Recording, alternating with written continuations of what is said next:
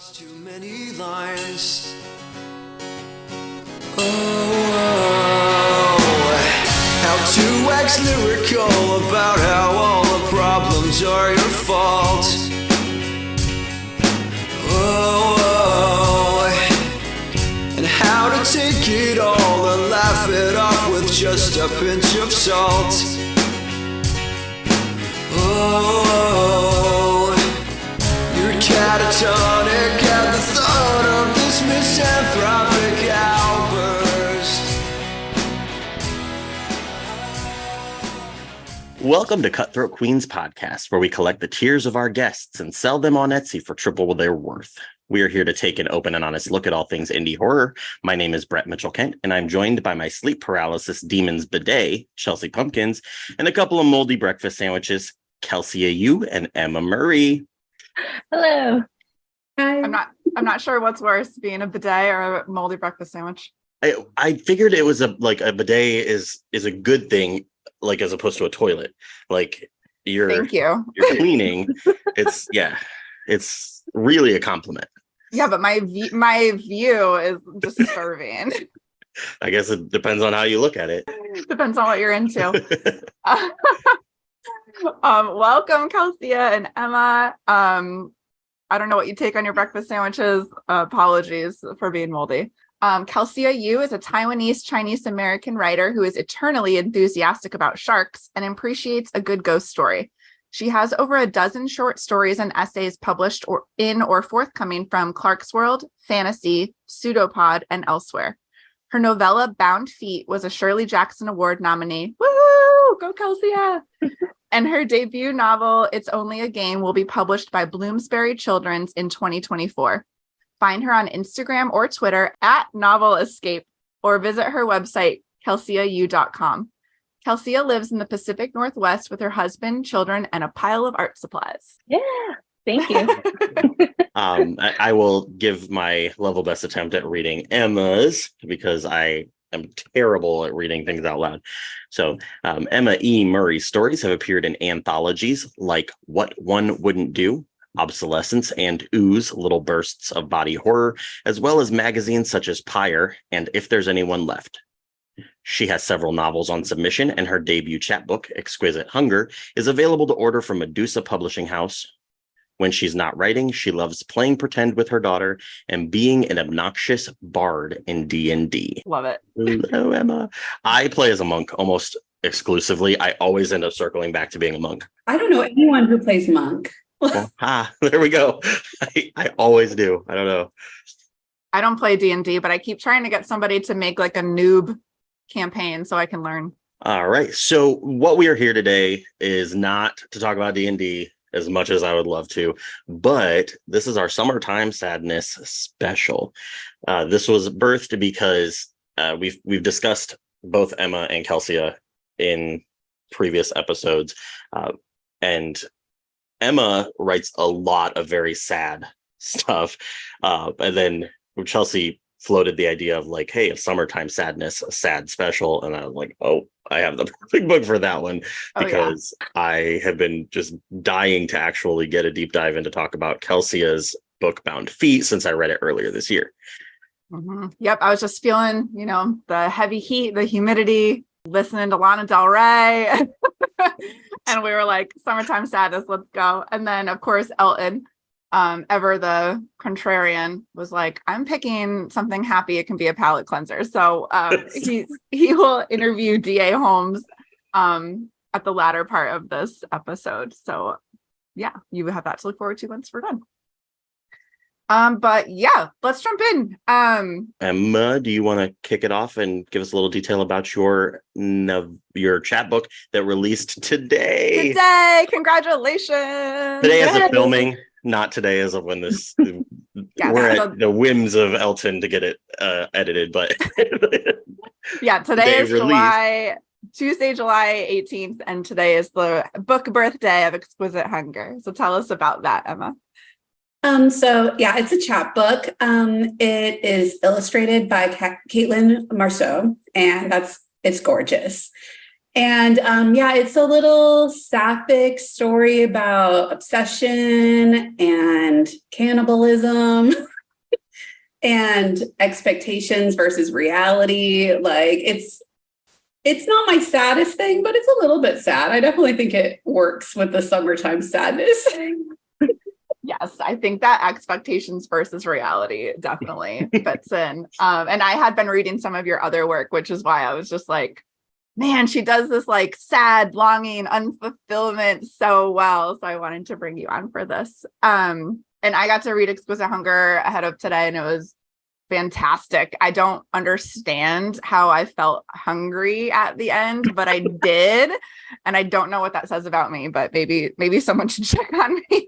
I think it says a lot, but nothing unexpected. And Kelsey, your Shirley Jackson Award nominated novella, Bound Feet. Can you give us a little bit of backstory about that one? Yeah, sure. So it is about two best friends, both of them moms who are grieving their lost young children. And they break into a Chinese garden and ghost museum overnight. There, they perform a ghost day ritual honoring their dead children, but in doing so, they accidentally awaken something ancient. Ooh. Oh, it is wonderful. It made me actually. This is one of two books this year that has actually made me cry. So, and I'm medicated, so thank you. that's I think. a task.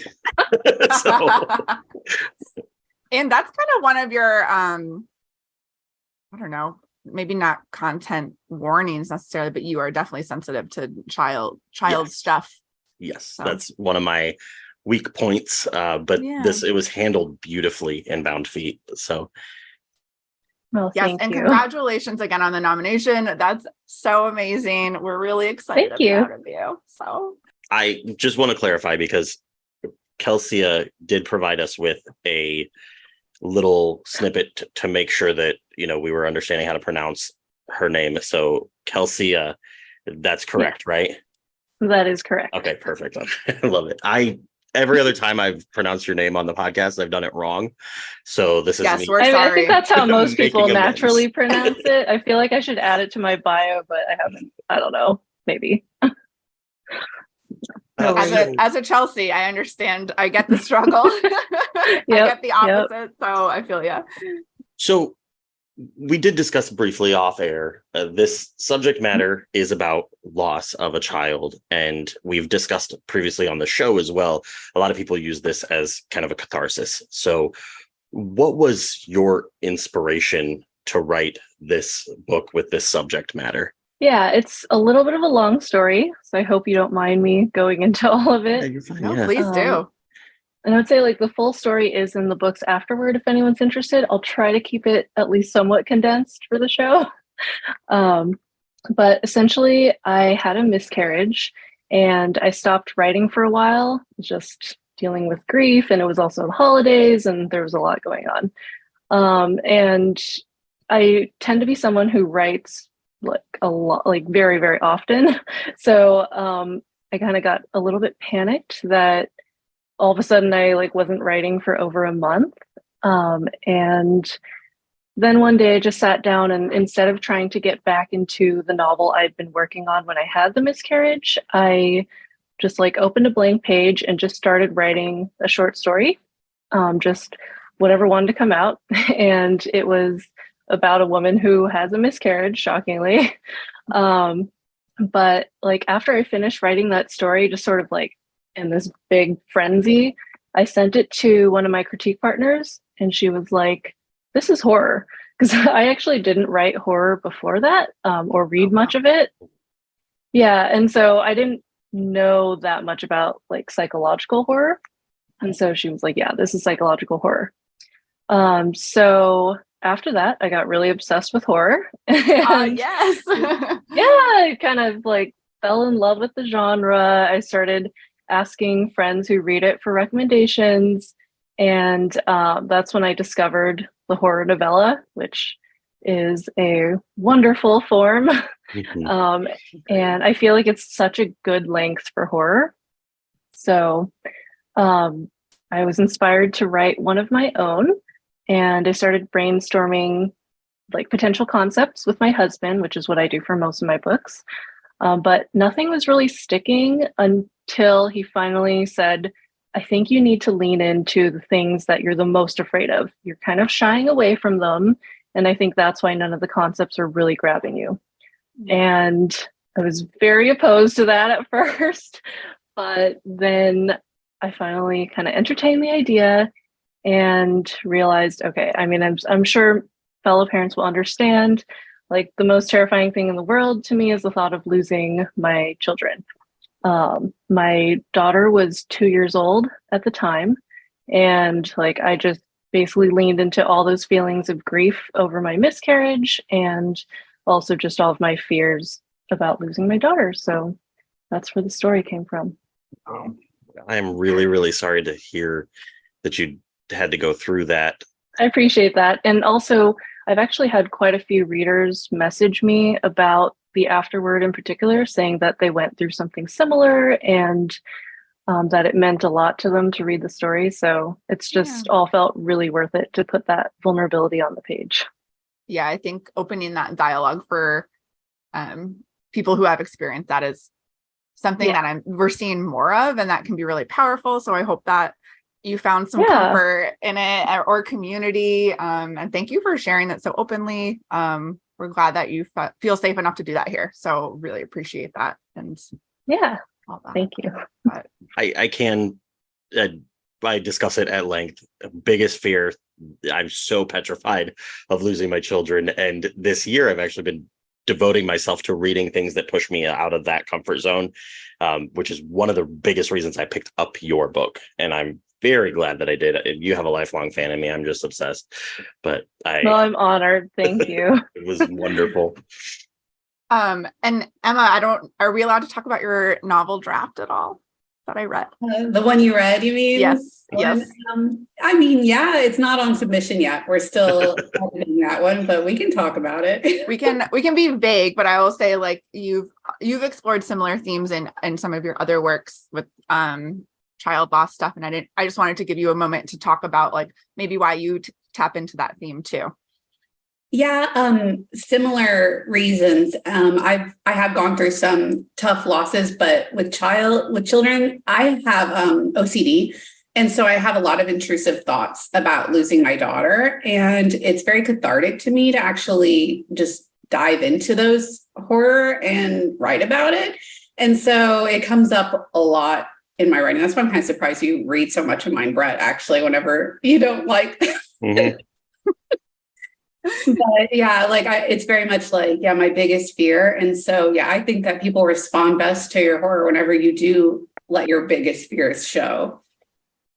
Yeah. And I mean, the emotion that's come out in both of your works, like so beautifully. I don't know. The summertime sadness, like the beautiful, like it's, I don't know. I just like, you can feel your heart on the page for both of you in both of those works. So thank you. Appreciate you sharing that.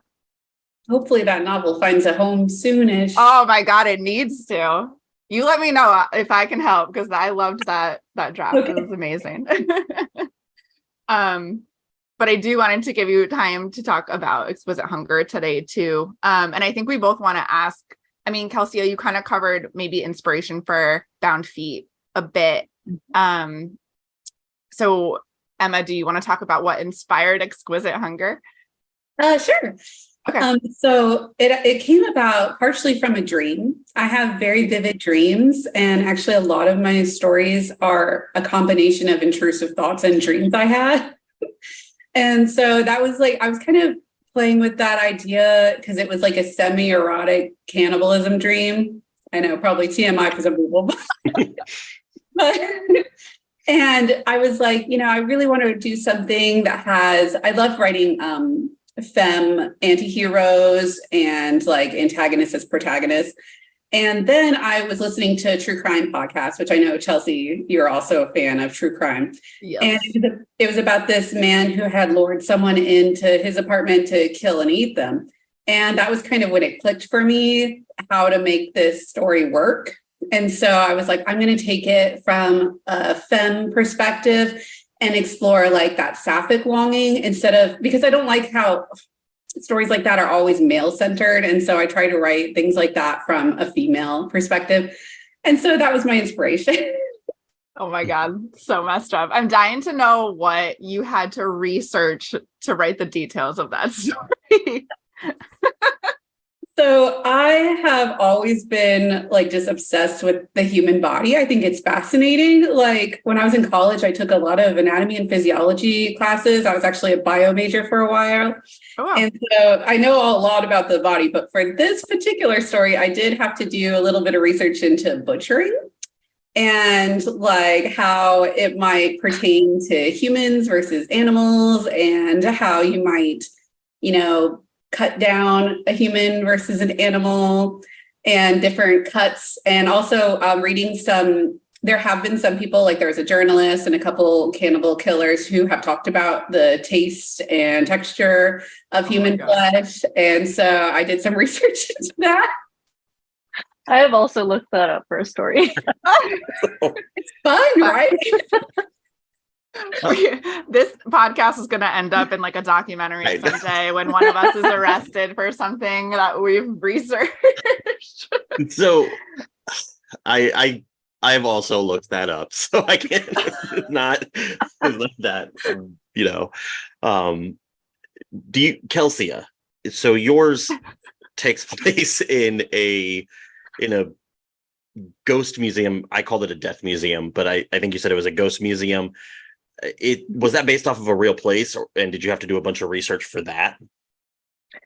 So the garden part of it is based on a real place. It's the Lansu Chinese Garden in Portland, Oregon. And it is a gorgeous place if you ever get a chance to go visit. But I definitely expanded it for the story. There is no ghost museum in the real version of it. That was totally just an invention of my own mind.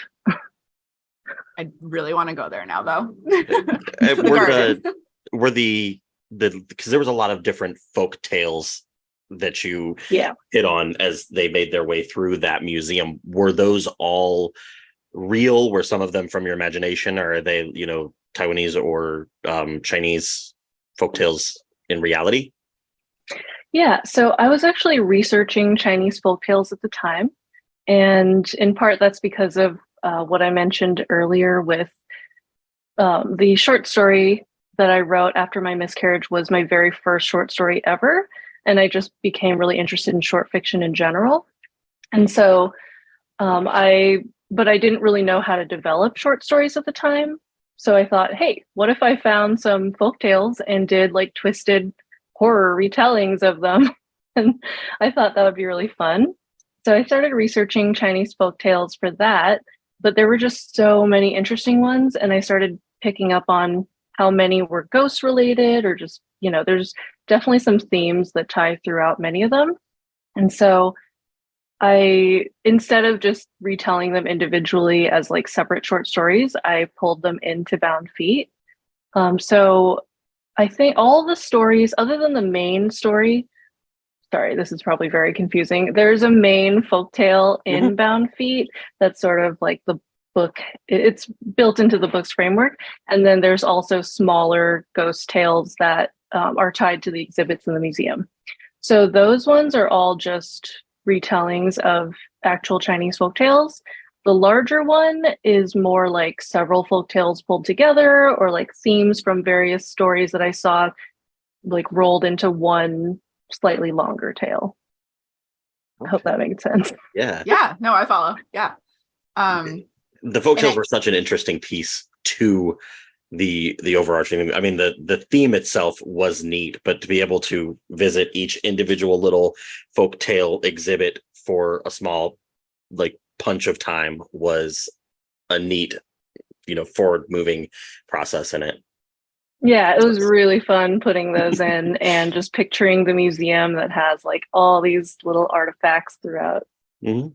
Yeah, it would make it. I would love to watch like a movie of that. That'd be cool. But it seems like there's such an appetite for these kind of horror retellings of folklore or fairy tales, especially recently, or even mythologies. I I've like learned a lot about other cultures' folklore, like outside of what we learn in like American schools, which is not much, but I learned so much about that stuff from this genre, which maybe I'm getting like a weird twisted side, but I love just learning about that from writers in our sphere. So it's been me really too. neat reading that. Yeah. Kelsea, you mentioned that you're like relatively new to writing shorts. When did you start writing them? Oh, I guess it was the beginning of 2021. Okay. My first exposure to your work was reading a China Doll in an advanced reader copy of Aseptic and Faintly Sadistic, which was edited by Jolie Tumajan. And I literally like read the first paragraph and I shouted in my house, yes. Like I'm amazed at for you to say that you didn't feel you had a grasp. And I don't know when you wrote that versus when it was published, but that like second person perspective and what you did with it was just so unique and so different. I just wanted to kind of hear too, like how you came about that concept or like why that writing that story was important to you, especially for the theme of hysteria. I know we're like off bound feet, but I loved that short. And while I had to talk about it. Oh yeah, no worries. So China Doll is an interesting one. I didn't actually write the story for that call. I wrote it for an earlier anthology call. And it was something like horror that's very personal to you. And that, oh yes. Yeah. Well, that's we know that one. Still in the works.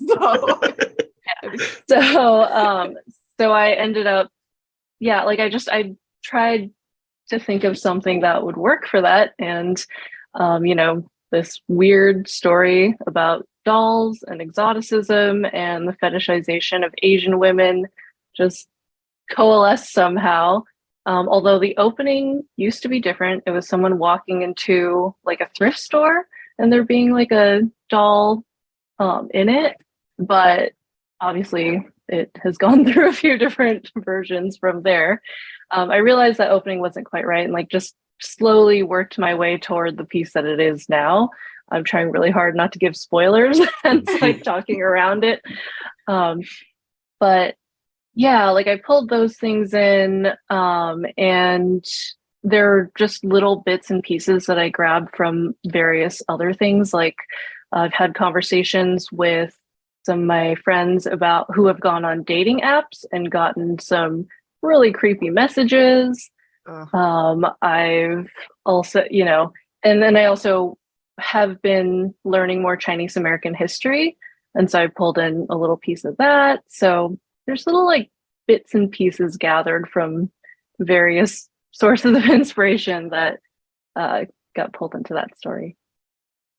Well, it was, having not even had some of those experiences myself, I feel like it must have been pretty cathartic. Like I thought that story was just super powerful and really happy it's in the world. So I hope that you're really proud of it too. Yeah. Thank you. That story was funny too, because so I actually send everything I write to my mom. She's one of my beta readers. And this was definitely a test of like, how much can I send her without it being weird? And she was so supportive. She read it and loved it and was like, yes, we need to place this story somewhere. Yeah. So that was kind of a fun little thing about it. So now I'm like, oh, I can send her anything now. Yeah, right. I know sometimes you're like, are you sure you want to read them? But that's awesome that she agreed that it needed to be told. Yeah. But Emma, you write short fiction as well. What are some, I've read some of them, but what are some themes that you really like to tap into for your writing? I write a lot of grief horror. Like I think that's probably my favorite genre. And I also write a lot of like more realistic horror. I really love like people dealing with difficult trauma. And also I really love like killers. And so I write a lot of that. I do write some weird fiction too. I really enjoy that, like more than like creature feature type things. Like I really love it when it goes really weird. So, like, by really weird, just to pull something out of the ether that's probably not relevant to you at all, like a person that fell in love with a lathe machine. Is that what we're talking about? That's one of my favorite stories. That is the first story that I ever read of yours, and it became your writing became an obsession for me. I was actually, I mentioned to Chelsea before this, I was very nervous for this interview specifically, more than I've ever been, because both of you, Kelsea and Emma, your writing styles, your writing overall, it inspires me. It really does. So I wanted to do right by both of you with this one, because your work, is exactly what I want to put out into the world and what I look for in reading. So bear with me if I seem more nervous in this one than normal, because you're doing great. It's just because I'm fangirling. But Well, thank you. That's very kind of you. So that lathe story, what is the title of it and where can people find it? That is called Mother of Machines, because the lathe is actually known as the mother of machines, which I thought was fascinating. And it's in Obsolescence from Shortwave Publishing. I love that story. It's a very short, very weird story. I haven't gotten to that one, but I do have that on my shelf, and I might just need to run and go read it once we're done with this. I've heard amazing things, a lot of them from Brett. Sorry. But yeah, that story seems to be one that sticks with people a lot. I just happened to find it because I was just, I used to lurk the pages in a Discord group that we were in for beta reading. And I just was like, man, I'll hit this. And I'd never even spoken to Emma before. And I was just, what just happened to me? So Kelsea, if you haven't checked it out, check out Obsolescence, that story in Obsolescence. It's a great, I definitely will.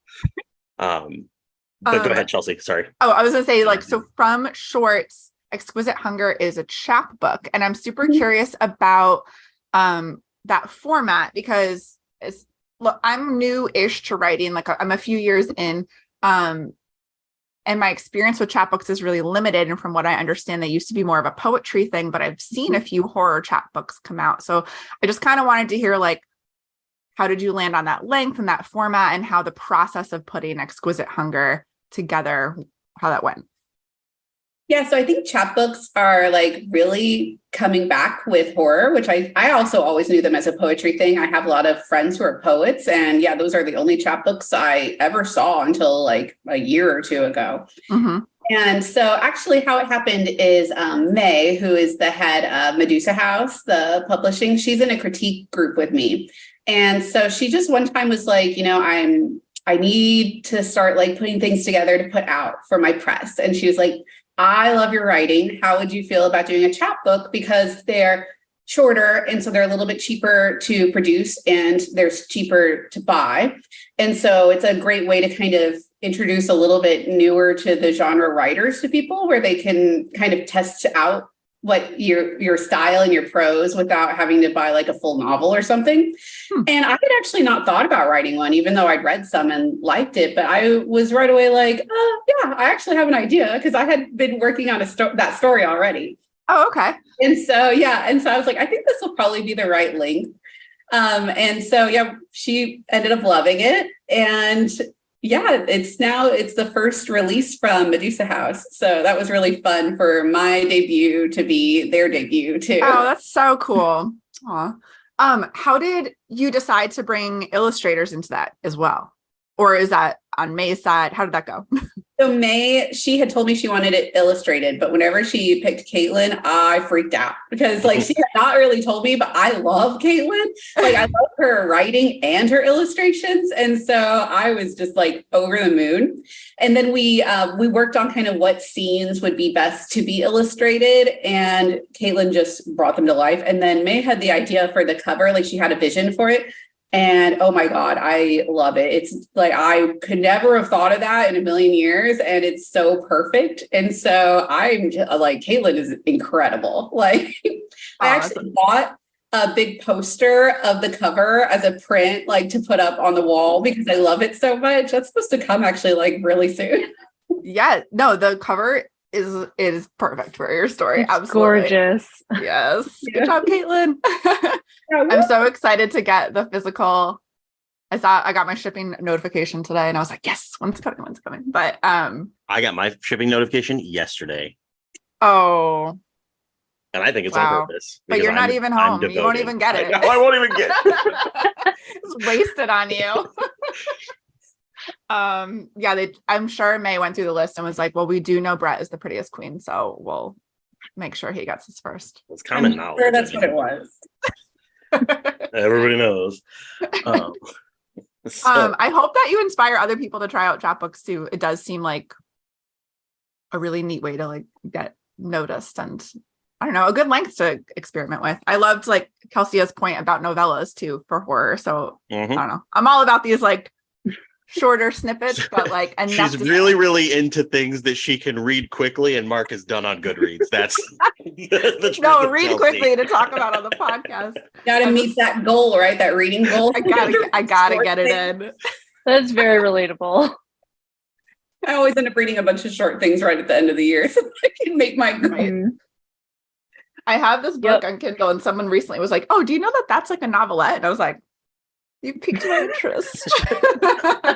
I am behind on Goodreads, but no, it's I like love what people can do with short fiction and these. So Kelsea, your book ends with a choice that needs to be made by one of the mothers. Did you know that was the direction that it was going to lean into when you started writing it? I did not. I had totally different twists in mind when I first started writing it.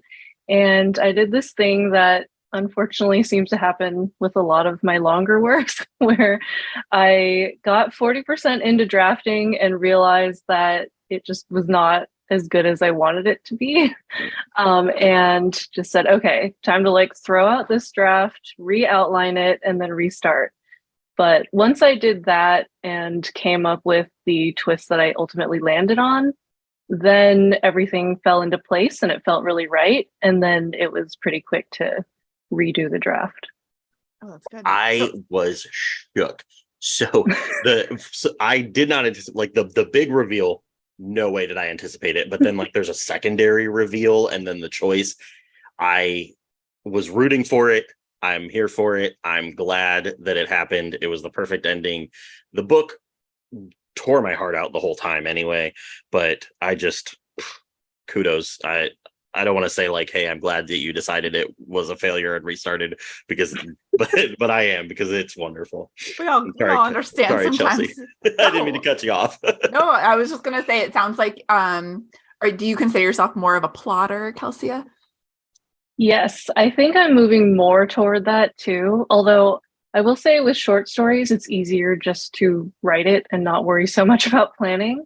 But with longer works, I've had to restart so many books that I'm becoming more of a plotter, just like sheer frustration. And what I realize is that I just need to give myself, okay, I should back up and say that I do pretty much plot every novella or novel around some kind of mystery. And I find that it's really helpful to give myself a lot of brainstorming time and not just rush into starting writing it as soon as the first interesting twist comes into my head. So I just like now I give myself time to work it out and think, okay, that sounds great today. But like, let's see if it still sounds good next week or if you come up with a better twist, and just keep talking it out until I come up with all these different possibilities. And then, yeah, so it takes me a while to outline. It's quite a long process now, but I'm hoping at least that means less rewrites in the future. You and I sound like we have a very similar process. I'm the same. I like stew and think on a book for so long, and I make little notes, and then I outline it chapter by chapter. But I allow for some, moving around. But I see that makes sense to me. Folks that say they sit down and just write an entire book without having a clear vision astound me. I am so impressed by those. Same. Same here. I also laugh 300 words. I think like that brainstorming process, I'm sure a lot of us are like, well, not everybody, but some of us are like that. Like if I'm thinking of, I've just written shorts so far, but even just a short story idea, I like simmer on it. And I think it's funny, like I'll be talking to my husband and I'll be like, I'm going to go write. And then he's like, how'd it go? And I was like, I just thought, but it's part of the writing. It is. It's like, an important part of writing. Right. So it's like funny to talk to people who don't write and they're like, you didn't do anything. And I was like, no, it was happening. It was happening inside. Sometimes I'll say I need to work on my book, and then I'll like throw headphones in and leave the house, and I'm just going on a walk. Think about the book. And it's, well, Emma, what is your process? Are you a plotter, a pantser, or a mixture? I'm a bit of a mixture, but I'm actually mostly a pantser. Like I actually always, for all my novels so far, and I've written 4 and then 2 that I kind of threw away. I have written the ending first. So I always have the ending in mind. And then I actually usually write like the climax next. I write way out of order. Like, and then I relate to that. So I love Scrivener. I love to like have all the different note cards, and I kind of have an idea of like how much stuff needs to happen before like the parts I have written, and then I just kind of fill it in.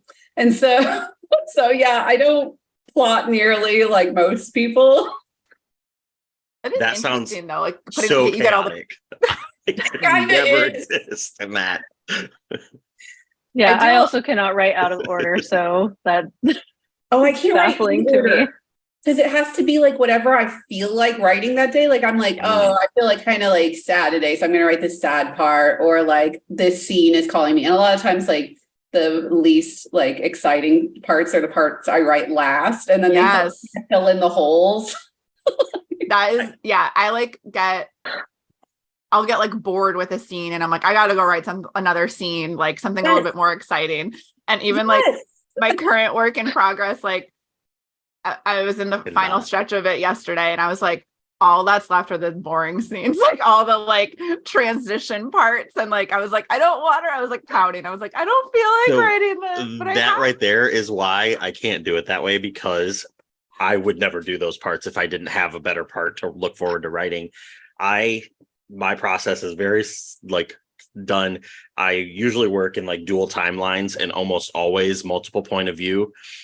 So I like go by timeline and then by point of view, and that's how it is. Like it's in order, and I can't move from that, because if I wrote the stuff I wanted to write first, I wouldn't write the rest.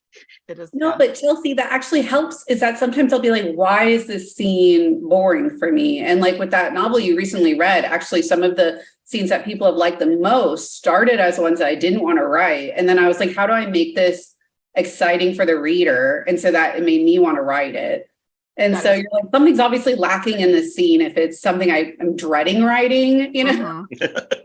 Yeah, I totally agree. And I feel like writing out of order, especially like you were saying, like if you have the ending in mind first, it helps me foreshadow a little bit too. Because if I have like a big scene, I'm like, okay, I want to tease this somewhere. Where can I do it?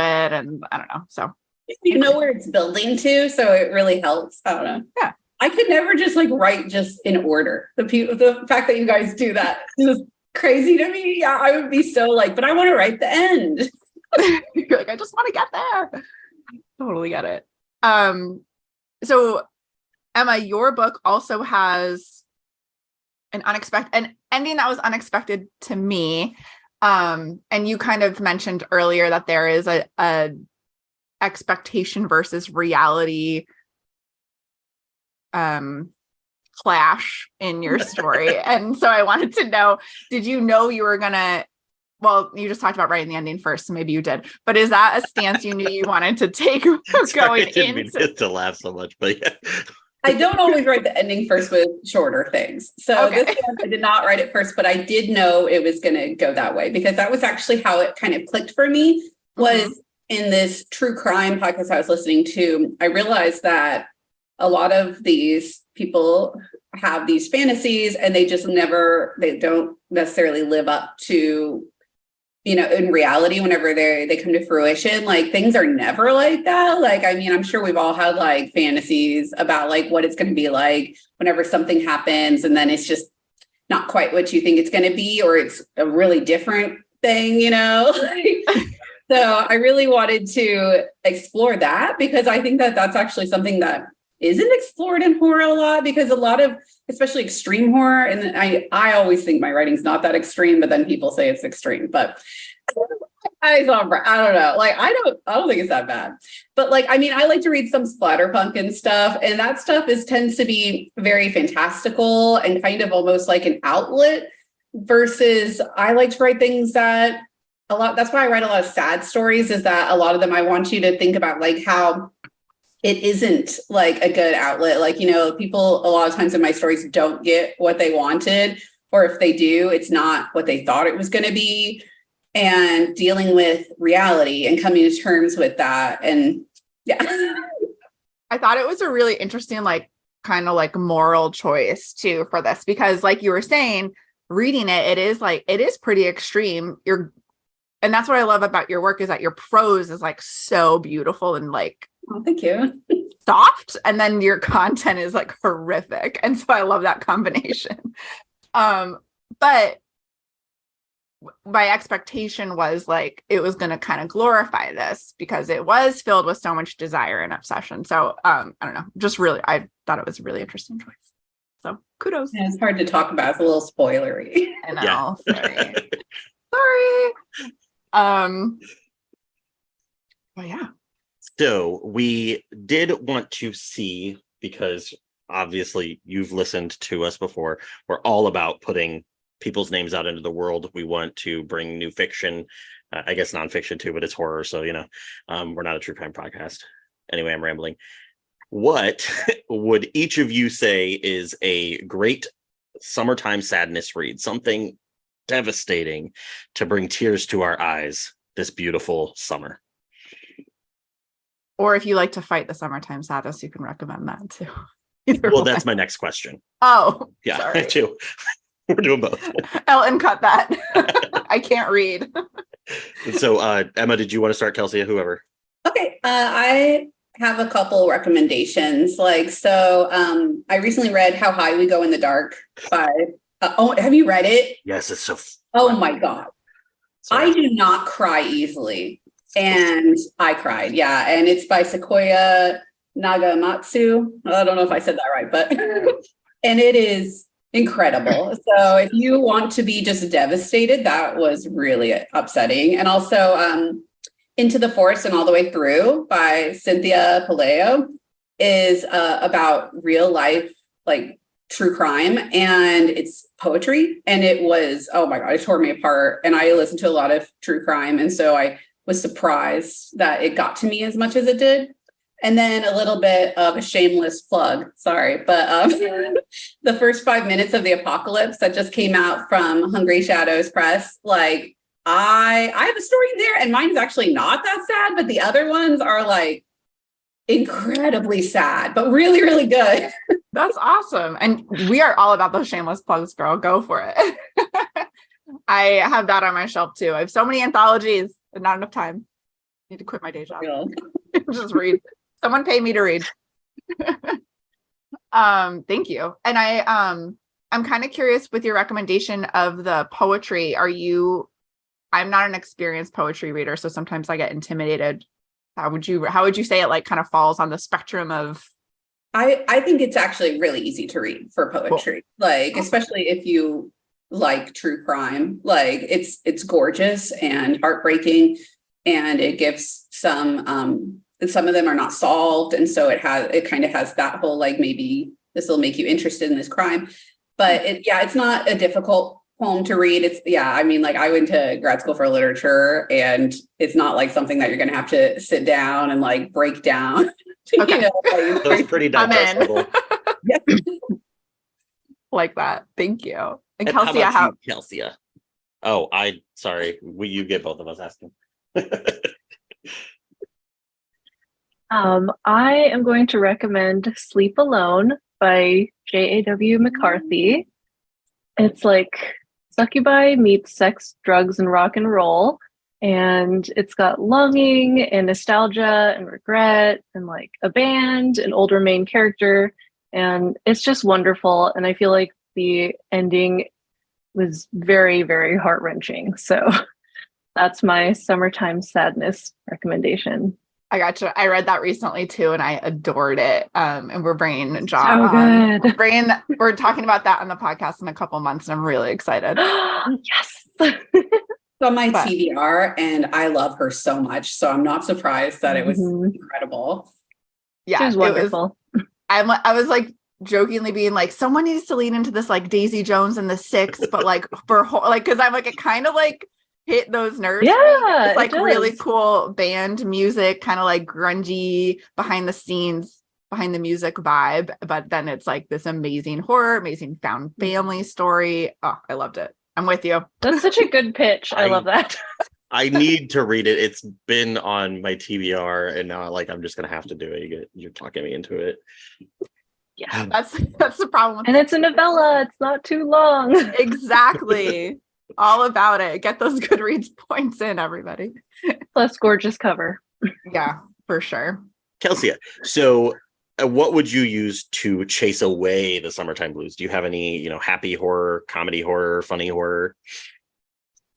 Yeah, I'm not sure if it exactly fits into like happy or comedy horror, but I have a really wild modern gothic horror recommendation. Tripping Arcadia by Kit Mayquist. It is like drugs and poison and lavish parties and rich people getting their comeuppance. And it's just like a completely wild book that I thoroughly enjoyed. That sounds awesome. And now that I can't watch Succession anymore, that sounds like it'll scratch that itch. Cool. And then Emma, how about you? So I recently read My Sister, the Serial Killer, and it was marketed as like humor, but it does have humorous parts, but it was more intense than I thought it was going to be. And it was amazing. And it's definitely not as dark as a lot of things I read, even though it's about serial killer, but it's actually kind of heartwarming, especially the ending. And so I would recommend that. And then I know you guys have talked about it a lot, but Les Petites Morts, I think that is, it's a lot of it because it's that fairy tale erotic horror. It's actually so fun. And then like Steve's story in that is just the grossest, best thing ever. Yeah. Shout out to Steve His Neal. story was the inspiration for my introduction, and calling Chelsea a bidet. I was channeling Steve. Thank you.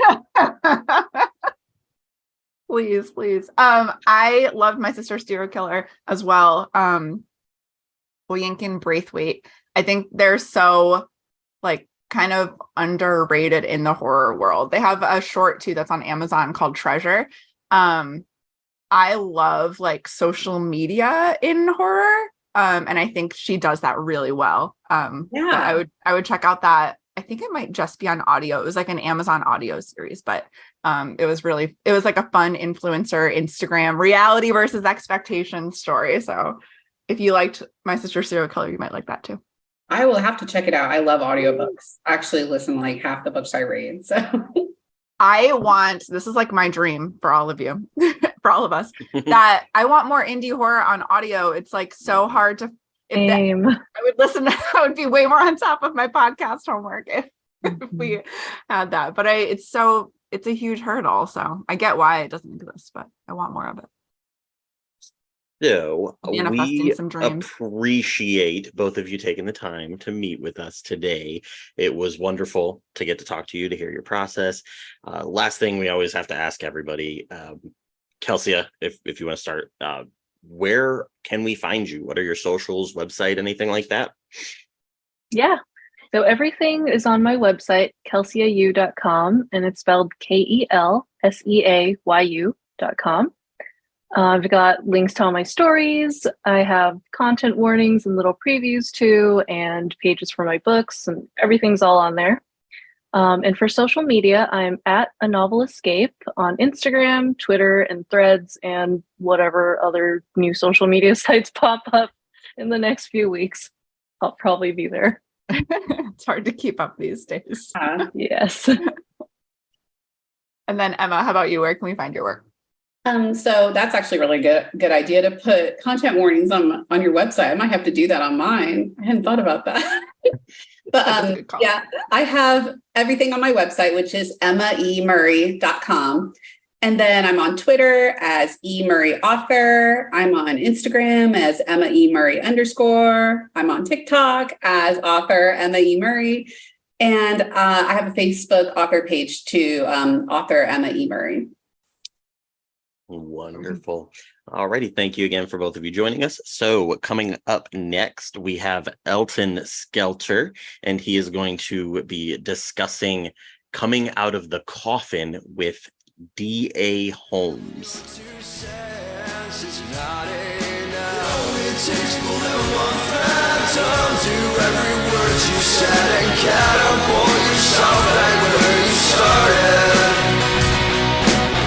Comes the apology, that scribble running low on steam to make every word you speak sound half-hearted, or maybe it's me.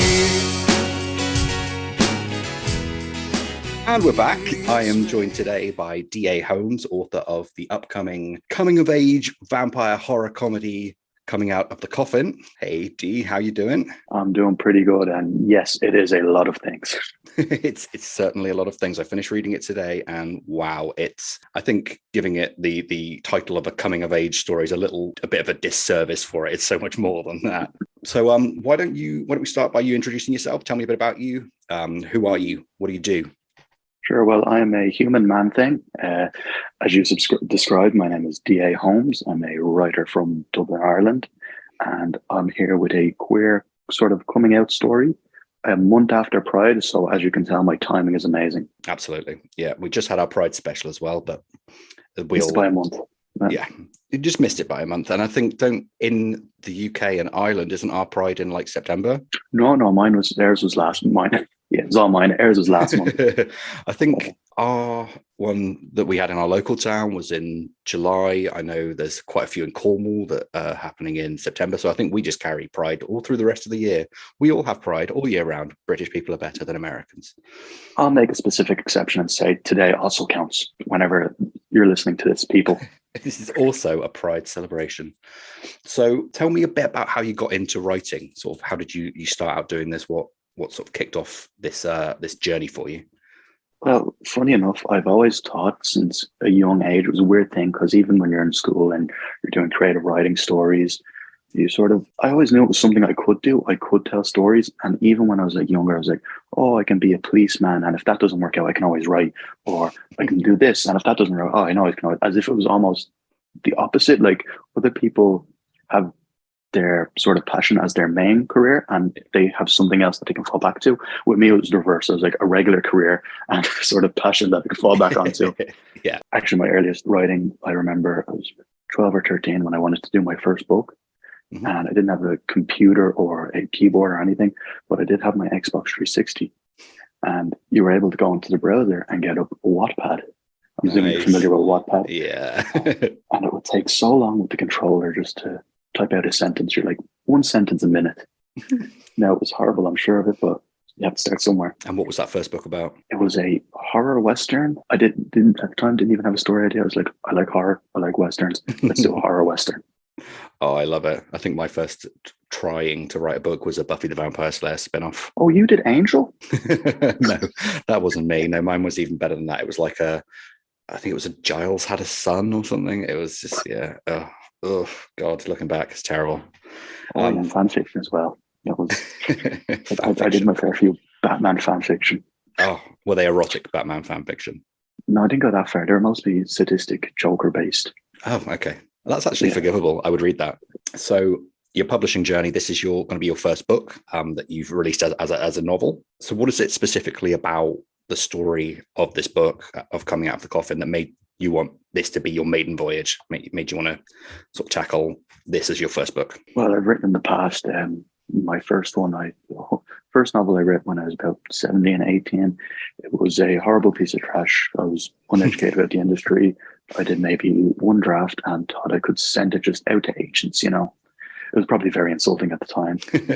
And then I fell into that pattern of always starting stuff, never finishing, always starting, never finishing. And then around last year, I've always had this idea not always, about 4 years back, me and my friends were discussing, and the original idea for this book was, what if there was a vampire on Grindr? You're familiar with the sort of hookup apps, and he's just obsessed with finding people to suck.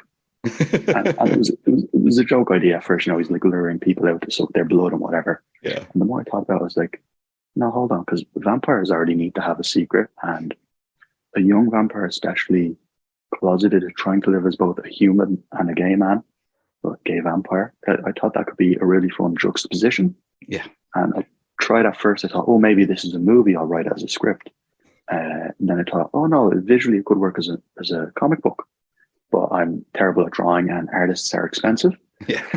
So eventually I was like, well, I've been trying to write for a long time. Why don't I just sit down and finally get it done? And you did. And it's come in at about 85,000 words. So it's a good chunky book. And like I say, it's really difficult to define sort of genre-wise. YA, horror comedy, LGBTQ plus, coming of age, coming out, vampire. Yeah, I was trying to think, like, would you class it as a YA? Just because obviously there's some more adult themes in it. There are some more violent scenes. That's why I didn't want to class it as a YA. I think a lot of people are talking about NA, new adult novels. Yeah. So I think that more accurately describe it. But how do you define YA and NA? YA, even though it says young adult, I think it is more that 14 to early 20 sort of gap where like there is some mature themes, but it's not too explicit. It's not too graphic. It's a difficult tightrope to walk because it definitely isn't like a literary adult novel because there's a lot of that relatable younger themes. So I think new adult, which is sort of, I'd classify as like maybe MA YA version, sort of, not that it necessarily has that explicit stuff, but it's more the next step up. Yeah, and the main character, Vlad, he is in his early 20s when we meet him. So I think that kind of having your protagonist be the sort of at an age where he's come through the struggles of sort of those teen years and he's sort of coming out, he's found a way out of the back of them, but is now coming to terms with it himself as his struggle as inside of himself in his own mind about what he's going through. I think that's sort of one of the most relatable themes, particularly to people who will be reading it sort of around sort of their late teens, early 20s. Really relatable character, really, really good fun. So they're really well balanced, well hashed out characters. They feel very personal. So how much of like Vlad, for example, is an expression of yourself? Well, I think I've always been good at creating characters, but my struggle was always with the protagonist. Now, anytime I do make a protagonist, I'm sure a lot of people fall into the trap of, it's just an extension of yourself. But I find whenever I've done that, then this may be a comment on myself, may not be, but they end up being boring. With Vlad, I wanted to make someone who was sort of quirky, had my sense of humor, but I definitely drew more from my experiences than my traits for putting it inside Vlad. Now, I'd say for people who read the book, I'd say personally I'm more closer to the Alison type. Yes. You're a lot more sassy. Yes. You say perfect things at the entirely wrong time. That's a specialty of mine. Yeah, Alison was probably one of my favorite characters in the book. And it kind of makes you think as well, like you just wish you had an Alison. Like everyone needs one. Everybody does need an Alison, but if you are the Alison, then you would need a Vlad. So, well, I do have a friend who we just do sort of that friendship of Alison and Vlad is very much similar, but it's more equal. It's not one super insecure, one super confident. It's more of a balance. We keep each other up, we keep each other going. Because I even found when I was writing that the friendship between the two wasn't going to be one of the core aspects, and as it developed, I found it becoming, no, this is really their friendship is what drives this. Yeah. And at later points in there, when sort of Alison's presence becomes more of a defining factor for the story and the way the story progresses, having that build up in their friendship earlier on in the book as well made it really, really much more impactful and powerful. My goal with that was to trick you into loving them by them making you laugh so much. Okay. So when that stuff does happen later on, you're like, oh crap, I actually care. Yeah. And you do, as you read through this book, you do find yourself caring about these characters. And I found it to be a really easy read as well. Like, not that it was easy to read, but it was just, it didn't feel like a struggle to read it because your narrative voice is very natural. It's very inviting. And I really like the way that you characterize this. And Vlad's sort of inner monologue, even though it's written in third person, his sort of inner monologue is very ADHD. It's very erratic. He's thinking of all different angles of all different situations, and he's worrying constantly, and he's a very relatable character. So we talked a little bit about sort of the genre of the book being sort of a horror comedy coming of age. So what kind of inspirations do you draw from as a writer that you've put into this work? As a horror writer, I think, as many will tell you, they're a card-carrying Stephen King fan. Uh-huh. You know, he's the GOAT. But in terms of my style of horror, admittedly, the horror comedy of it all, you don't see as much of it in novelization form. So it's mainly movies, you know, like Shaun of the Dead, Beetlejuice, Evil Dead 2. Yeah. But I think one of the main recent horror writers, he doesn't strictly do horror comedy as I would define it. Grady Hendrix, don't know if you read some of his work. Yeah. That sort of quirky premise, like for example, Final Girl Support Group, you know. I love that book. I love it as well. It's such a funny idea, but then you get in and you're like, oh no, this is serious, you know, they deal with PTSD. Yeah. He has a way of tricking you in with a funny premise and then telling an emotional story. Yeah, I remember reading that book and thinking, this is kind of like those books I would read when I was a teenager, like point horror books, but it pushes it all the way and it makes it violent. And you see sort of, it's almost like the after effect, the aftershock, but told in graphic detail. And it's done so with such good, like sort of tongue in cheek humor as well. And I love that about it. I kind of got some vibes as well of the TV version of What We Do in the Shadows. Kind of, there was a lot of a very Guillermo type feeling to it. As well. Do you watch the show? Do you like that? See, I was aware of the show and I've seen the first 2 seasons and I can definitely see the influence, but I personally stopped watching the show because I was writing this, because I was like, I don't want this to influence me whatsoever. Yeah. If like similar jokes, similar premises, which looks, because it's an amazing show. Yeah, it's got vibe similarities, but the storyline is nothing like it. I think in terms of sort of characters from current media, there's a lot more similarities with sort of something like Reginald the Vampire as well. So I described it as What We Do in the Shadows meets Simon versus the Homo sapien agenda. Okay, yeah, I think that's a good way of. It is, yeah, because it does have that sort of that whole sort of coming to terms, finding yourself, but also finding your people around you. Sort of vibe to it. It's full of heart, and yeah, it does give you the warm and fuzzies. So this book is also self-published. You have done all the work on this. Tell me a bit about your self-publishing journey. Why did you choose to go the self-publishing route, and how have you found the experience? Well, it wasn't all just me. You know, I worked with a lot of people on this. I had my friend who we conversed a lot as I was writing in the progress. I'll get to those, but why I chose to go self-publishing. See, I felt, without sounding too corny, that was a very personal story to myself. And I think within the self-publishing world, you find an explosion of creativity in the indie scene in general. Yeah. You know, there's so much creativity, and I wanted that for me. I wanted to be my vision 100%. I wanted to choose the people I work with, choose my cover artist, choose my editor, throw myself full in and see what I can project myself. Yeah. And it's come together really, really nicely. The cover art particularly is incredibly impressive. Who was your cover artist on this? All credit to Lasse Wernerstrad. He is, we go back almost as long as me and you do. He helped out on the early days of Hook Cove, my old website. He constant support. He did the cover art. He helped at the beta reading. Amazing artist. His website, drawmorepictures.com. You can read his own horror comedy webcomic. It's a fantastic piece. The main character is actually Irish, like myself. Is he based on you as well? Unfortunately not. Well, he's a cursed con man, so I hope not. Okay. And who was the editor for this book? An old friend I went to school with. His name was Stephen Hendren. We haven't spoken in a while. I knew he'd done some work with copy editing, and he knows his way around a book, so I got in contact with him. We're both Irish though, and this book is geared towards Americans. Yeah. So we both had the trouble of together changing all the spellings. Because we're writing for an American audience. We don't want the colour to have a UR in it. Oh, I feel the struggle. I really, really do.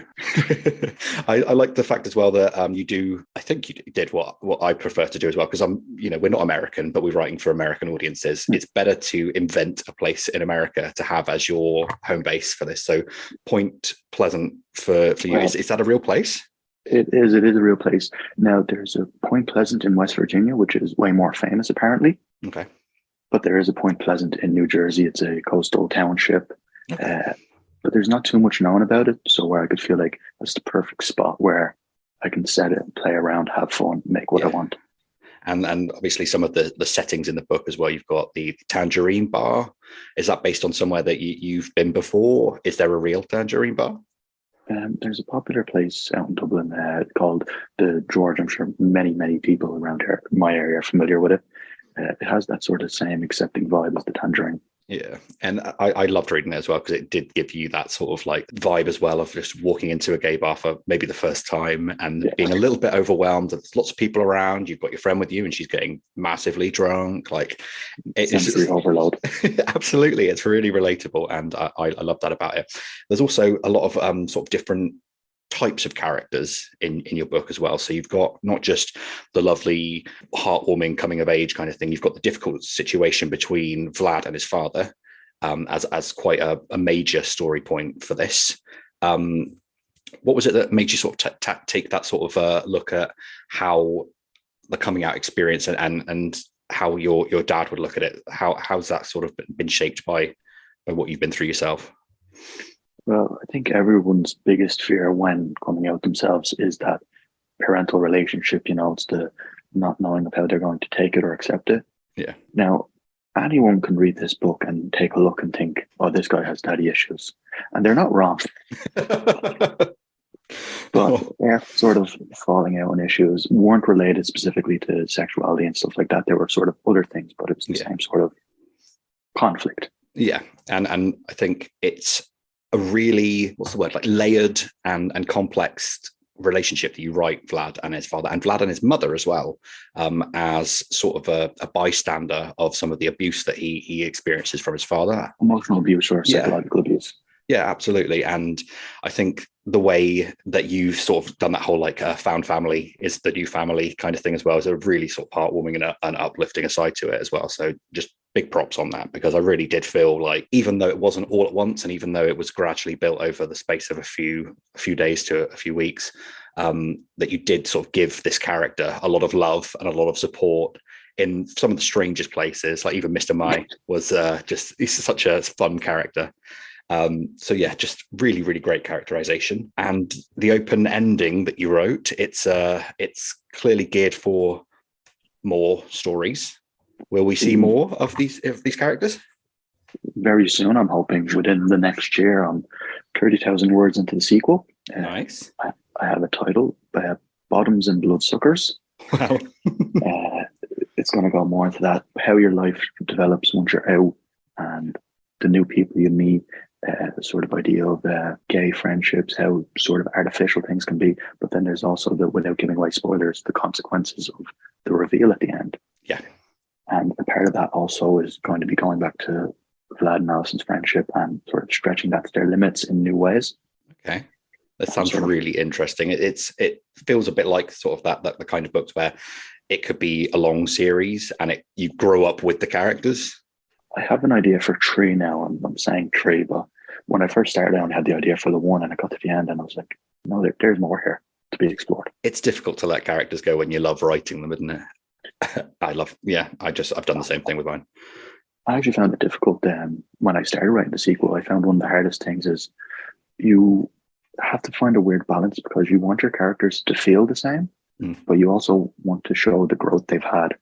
And so, because you don't want to be a carbon copy of what they were in the first one, because they've had that progression. Yeah.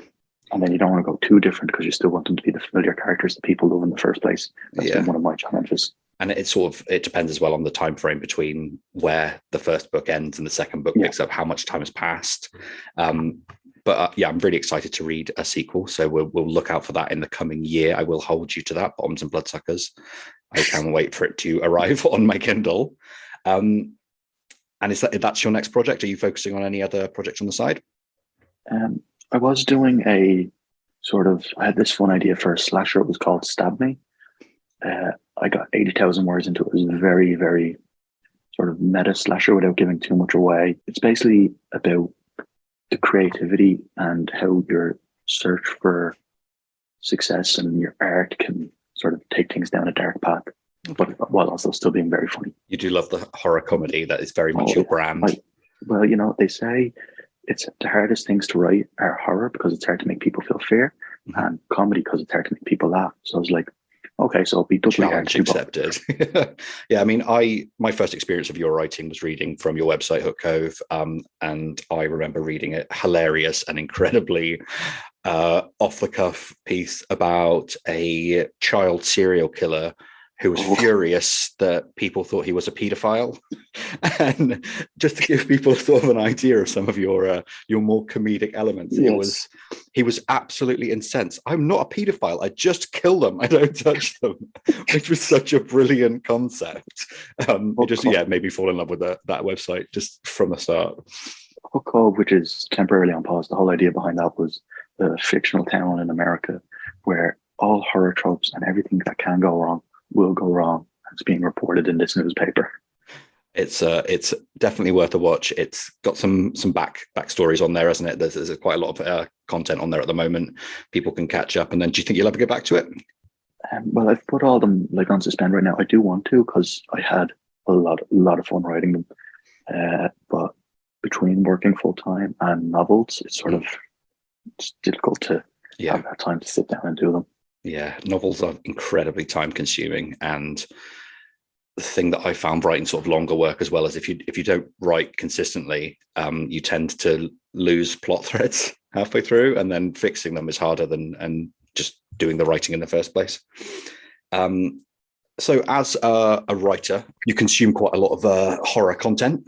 What are you reading right now? What's on your to-read list? And do you have any recommendations for our listeners? As for what I'm reading now, I'm rereading a few chapters of it just because it's the summer season. But my main read right now is the How to Be Dead series by Dave Turner. They came out a few years ago. They're a series of novellas, horror comedy, about a average English bloke who ends up working for the Grim Reaper. Oh, nice. Okay. As for recommendations, I think if you want horror comedies in the vein of Coming Out of the Coffin, the two I would suggest are as the 24/7 Demon Mart series by D.M. Gay. She does a wonderful job balancing the horror and comedy. It's about this total loser, his cockroach manager, and the hot girl they work with in a convenience store that is also a gate to hell that they have to protect from demons. I love the sound of that. The Dead Jack series by James Alquin. It is a sort of an undead zombie detective in a world called Pandemonia, which is sort of a hellish landscape, and they're like sort of a play on the 1950s detective stories. It's a bit sort of noir, but sort of comedic. Exactly. Excellent. We will link those in the series notes so people can find those books as well. And thank you for recommending those. What about your online presence? Where can we find you? Where can we find more about you? Do you have a website? Twitter on Hook Cove, HOOKCOVE. Instagram, Hook Cove, hookcove.com. I've gone all in on the brand, and any sort of late night bus trips you can probably find me on. Okay. I'll be there. Just coming home from work at the end of the day. Yeah, I'll be there. Tired and looking for blood. If it's raining, 100% chance. Thank you. It's been absolutely delightful talking to you today. And we are going to finish with a short reading from Coming Out of the Coffin. Is everything all right, dear? You've hardly touched your banker, Maria Radu said from the far end of the table. Vlad looked at the man laid out before him, wearing a cheap brown suit with mustard stains on his white shirt, hog-tied and gagged. His eyes met Vlad, dark blue, welling up with tears. He shook his head now at the boy, pleading for his life. Vlad stared back, hiding the empathy from his face. Vampires considered bankers an exquisite delicacy, something about them being the most significant living evil on earth.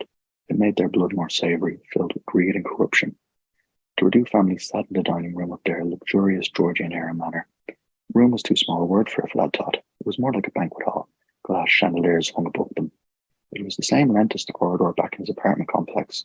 The table itself was as long as his actual apartment. Vlad sat at its south end, his stomach growled at him from under his shirt. It had been almost a week since the last time he fed. The dryness in his mouth was a constant distraction. He should have known the real first challenge of this new lifestyle would be dinner with his parents. His mother was a few chairs up. Maria had already slit the throat of her meal. She pulled her head away from the man's open wounds to speak, dressed head to toe in black. Blood was dripping from her crimson lips and onto her silk dress. Besides the blood paint on her face, she looked like she had been drinking from the fountain of youth, a narrow jawline and high cheekbones. Female vampires always seemed to outsmart males. They were also messy eaters. His father, Victor, hadn't touched his food yet. When it came to dinner, he was more meticulous, like a skilled surgeon. After running a wrinkled hand through his slicked back hair, he pursed his lips, eyes focused, hands clasped. He leered at his son, transfixed by his every move. The lad hated when his dad was like this. Watching him with hypnotizing eyes, there was always some mental game being played. Things were never simple with Victor Adu, never acting without motive or malice. It was a waiting game to see which one he was in store for. Is he too old for you, my son? Victor said. Regrettably, they all tend to come in middle age these days. All the young men are far too into these drugs. The last thing you want is to get addicted to heroin because you bit into some lowlife with a bad habit. Terrible stuff. Truly terrible, Murray added. There was nothing else on the table, only the tied-up bankers. Usually it would be draped in a black tablecloth, but bloodstains were harder to remove than wine. Only 3 lumpy bodies on the wooden surface. 2 of the soon-to-be meals were still alive and squirming. The ones who still lived wriggled up and down but couldn't move. They did not know yet that their struggles were futile. If Vlad confessed that he wasn't hungry and no longer wanted to kill, they'd pin him down and force a neck into Vlad's sharp teeth. Even a protest from him would not save the balding man. There were so many things this man would never do. His tips would never be paid off, and his family would never see him again. He had entered the Redu's house. A death sentence. Perfect. Absolutely perfect. That was a reading from Coming Out of the Coffin by D.A. Holmes, which you can get at the pre-order link that we will attach to this episode. Dee, thank you so much for being here with me today. It's been an absolute pleasure. It's been amazing. I've had a great time doing this. First interview, and after this, most definitely the last.